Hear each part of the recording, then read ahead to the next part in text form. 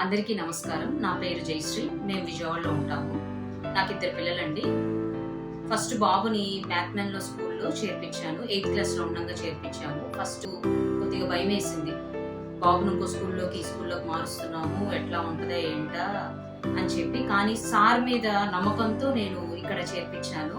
అదే విశ్వాసం, అదే నమ్మకంతో కూడా సార్ నాకు ప్రూవ్ చేశారు. మీరు ఏమి తప్పు స్టెప్ వేయలేదు, కరెక్ట్ గానే వేశారు, ప్రూవ్ చేశారు సార్. దానికి నేను చాలా థ్యాంక్ఫుల్ అండి సార్కి. బాబులో కూడా నేను ఇంప్రూవ్మెంట్ అనేది చూశాను. స్టడీస్ లో కానీ, వాళ్ళు నేర్పించిన వాల్యూస్ లో కానీ అన్నిట్లో ఇంప్రూవ్మెంట్ చూశాను. అదే ధైర్యంతో, నమ్మకంతో నెక్స్ట్ ఇయర్ మా పాపను కూడా ఇదే స్కూల్లో చేర్పించాను. ఇప్పుడు పిల్లలు, బాబు 10th క్లాస్ అండి, పాప 9th క్లాస్ అన్నమాట. పిల్లల్లో స్కూల్ని ఒక దేవాలయంగా భావించాలనే ఉద్దేశంతో పిల్లల్ని స్కూల్ ప్రిమిసెస్ లో స్టార్టింగ్ లోనే పొద్దున రాగానే చెప్పులు ఇప్పేసి వెళ్తారండి స్కూల్ లోపలికి. కనబడ్డ స్కూల్లో టీచర్స్ అందరికి మన పద్ధతిలో నమస్కారం పెట్టి విషెస్ చెప్పాలండి. పొద్దునైతే వీళ్ళకి హిందీ మాట్లాడాలి, మధ్యాహ్నం పూట అయితే ఇంగ్లీష్ లో మాట్లాడాలి. ఒకేసారి 2 లాంగ్వేజెస్ లో పిల్లలకి స్కిల్స్ అనేవి ఏర్పడతాయి. వాళ్ళకి కమ్యూనికేషన్ స్కిల్స్ అనేవి కూడా డెవలప్ అవుతాయి. వీళ్ళ స్కూల్లో స్టోరీ రీడింగ్, నావెల్ రీడింగ్ అనేది చాలా ఎక్కువ ప్రిఫరెన్స్ ఇస్తారు వాటికి. నావెల్ రీడింగ్ లో పిల్లలు చదివాక అలా చదివేసి కాదండి, టీచర్స్ కూడా అంతే ఇంపార్టెన్స్ తీసుకొని చదివారా లేదో చూసుకుంటారు. టీచరు బుక్ లో ఒక లైన్ చదివేసి పిల్లలకి ఇస్తే వాళ్ళు ఒక 1-2 minutes లో ఆ బుక్ లో లైన్ ఎక్కడుందో కూడా చూసి టీచర్ కి మళ్ళా చూపిస్తారండి. అంత మంచిగా నావెల్ రీడింగ్ కూడా అంత ఇంపార్టెన్స్ ఇచ్చారు. వీళ్ళకి డైలీ టాస్క్ అని ఒక షీట్ ఉంటది. మార్నింగ్ లేచిన నుంచి రాత్రి లోపల పిల్లలు చేసే యాక్టివిటీస్ ని వాళ్ళంతటా వాళ్ళు రియలైజ్ అయ్యి మోటివేటెడ్ ఉంటాయి. పొద్దున్నే లెగవడం గానీ, ప్రేయర్ చేయడం గానీ, పేరెంట్స్ కి విష్ చేయడం గానీ, ఇంట్లో యాక్టివిటీస్ లో హెల్ప్ చేస్తున్నారా, టీవీ ఎంత చూస్తున్నారు, ఫోన్ యూసేజ్ ఏంటి, పేరెంట్స్ తో వాళ్ళు ఎంతసేపు టైం గడుపుతున్నారా, అలాంటి చిన్న చిన్న మైన్యూట్ యాక్టివిటీస్ కూడా ఇంపార్టెన్స్ ఇచ్చి వాళ్ళ చేత వాళ్ళు రియలైజ్ అయ్యేటట్టు చేస్తున్నారు. స్కూల్లో ఎడ్యుకేషనే కాకుండా ఫుడ్ హ్యాబిట్స్ కూడా చాలా వాల్యూస్, ఇంపార్టెన్స్ ఉన్నాయండి.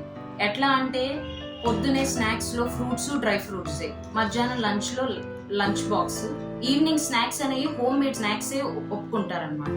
ఫుడ్ పిల్లలు తిన్నారా లేదా అన్నది కూడా టీచర్స్ చేత చెక్ చేయిస్తారు. లంచ్ టైం నా చిట్టాపాటి కబుర్లు చెప్పుకుంటూ తినకుండా పిల్లలకి గొప్ప గొప్ప వ్యక్తుల యొక్క సత్సంగాలు గాని, వాళ్ళ యొక్క లైఫ్ అనేది ఆడియో ప్లే చేసి పిల్లలు అది వినేటట్టు చేస్తారనమాట. మ్యాథ్మెన్ సార్ కి పిల్లలంటే ఎంత ఇష్టమో, వాళ్ళ యొక్క చదువు అనేది ఎట్లా జరుగుతుంది, వాళ్ళు ఎలా ఉంటున్నారు అని ప్రతి ఒక్క పాయింట్ ని వాళ్ళు గమనిస్తారు.